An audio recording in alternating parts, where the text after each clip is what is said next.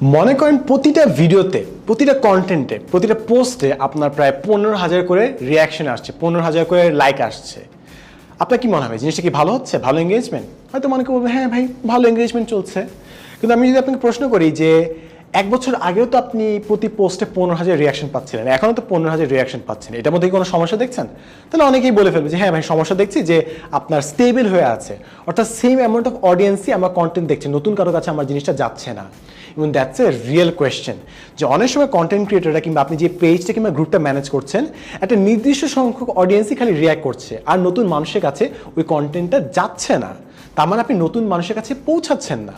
এখন অনলাইনে ফেসবুকে নতুন অডিয়েন্সের কাছে রিচ করার বেস্ট ওয়ে হচ্ছে শেয়ারস, অর্গ্যানিক উপায়ের কথা যদি আমি বলি। তাই আপনাকে সবসময় প্রায়োরিটাইজ করতে হবে যেন আপনার পোস্টটা ভালো পরিমাণে শেয়ার হয়। যখন আপনার পোস্টটা শেয়ার হচ্ছে তখন আপনার পোস্টটা নতুন অডিয়েন্সের কাছে যাচ্ছে, তার মানে আপনি গ্রো করছেন। একটা জিনিস অফকোর্স ভালো, যদি আপনি কন্টিনিউয়াসলি 10,000 20,000 রিয়াকশন যদি আনতে পারেন, very good, nice job. But at the same time আপনাকে নতুন অডিয়েন্সের কাছেও পৌঁছাতে হবে, তাই শেয়ারটা অনেক ম্যাটার করে। এখানে আরেকটা জিনিস আপনাকে খেয়াল রাখতে হবে, যখন আপনি দেখবেন যে মানুষ শেয়ার করছে, আপনি একটু শেয়ার বাটনে ক্লিক করে দেখেন যে কারা শেয়ার করছে। একই মানুষ যদি বারবার শেয়ার করে তাহলে কিন্তু আপনি গ্রো করছেন না, কারণ তার প্রথমবার যখন শেয়ার করেছিল তখন তাদের ফ্রেন্ড সার্কেল দেখে ফেলেছে। এরপর যদি 10ম টাইমেও তারা শেয়ার করে, সেম অডিয়েন্সই কিন্তু দেখছে, নতুন অডিয়েন্স কিন্তু আর দেখছে না। তাই আপনাকে সবসময় মেক শিওর করতে হবে যে মানুষ আপনার কন্টেন্টগুলো শেয়ার করছে এবং নতুন অডিয়েন্সের কাছে ওই শেয়ারটা যাচ্ছে। এবং এই যে নতুন অডিয়েন্স আনা, এটা দুটো উপায় সব থেকে বেশি ইউজ করা হয়। একটা হচ্ছে শেয়ার করতে বলা মানুষকে, আর সেকেন্ড জিনিস হচ্ছে মানুষকে ট্যাগ করতে বলা। যখন ট্যাগ করতে বলা হয় তখন হয়তো পুরো একটা ফ্রেন্ড সার্কেলের কাছে যাচ্ছে না, বাট স্পেসিফিক কিছু নতুন মানুষ আপনার পোস্টের নিচে চলে আসছে। এখন এই দুটো স্ট্র্যাটেজি অনেক জায়গায় ব্যবহার করা হয়। মনে করেন কোনো একটা ক্যাম্পেইন রান করা হলো যে বুক গিভঅ্যাওয়ে, যারা এই ভিডিওটা শেয়ার করবেন তারা একটা হয়তো বই পাবেন।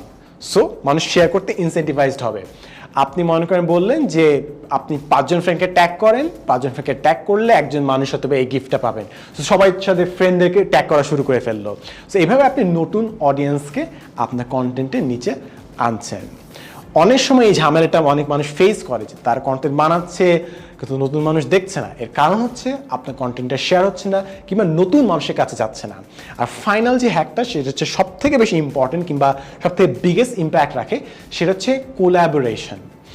আপনি এক ধরনের কন্টেন্ট বানাচ্ছেন, মনে করেন আপনি গাছ নিয়ে কন্টেন্ট বানাচ্ছেন, আরেকজন গাছ নিয়ে কন্টেন্ট বানায়, সো তার সাথে আপনি কোল্যাব করেন, তাহলে তার অডিয়েন্সটা আপনার এখানে চলে আসছে এবং আপনার অডিয়েন্সে সেও পাচ্ছে। সো দুইজনই একটা ফলোয়ার বেস থেকে বুস্ট পাবেন, দুইজনই নতুন অডিয়েন্স পাচ্ছেন একজন আরেকজনের কাছ থেকে। সো এই তিনটে জিনিস সবসময় করার চেষ্টা করবেন যখন আপনি গ্রো করার চেষ্টা করছেন। মেক শিওর যেন আপনার পোস্টটা শেয়ার হয় এবং প্রতিবার যেন নতুন নতুন মানুষ আপনার কন্টেন্টটা শেয়ার দেয়। একই মানুষ বারবার শেয়ার দিলে নতুন অডিয়েন্সের কাছে আপনি রিচ করছেন না।